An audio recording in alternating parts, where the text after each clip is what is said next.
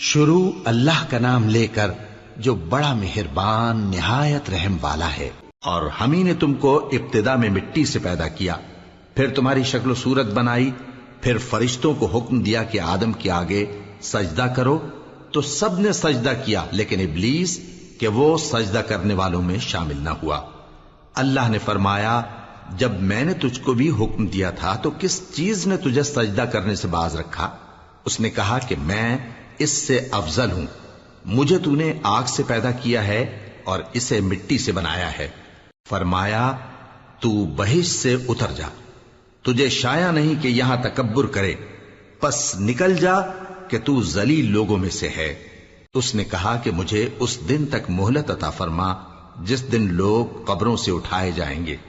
فرمایا اچھا، تجھ کو مہلت دی جاتی ہے۔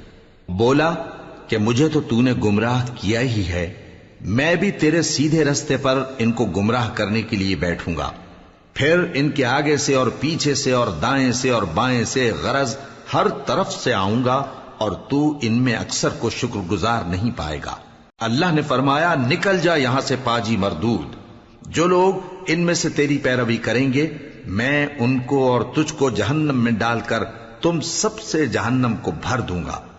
اور اے آدم، تم اور تمہاری بیوی بہشت میں رہو سہو، اور جہاں سے چاہو اور جو چاہو نوش جان کرو، مگر اس درخت کے پاس نہ جانا ورنہ گناہگار ہو جاؤ گے۔ تو شیطان دونوں کو بہکانے لگا تاکہ ان کی شرم گاہیں جو ان سے پوشیدہ تھیں ان پر کھول دے، اور کہنے لگا کہ تم کو تمہارے پروردگار نے اس درخت سے صرف اس لیے منع کیا ہے کہ تم فرشتے نہ بن جاؤ یا ہمیشہ جیتے نہ رہو۔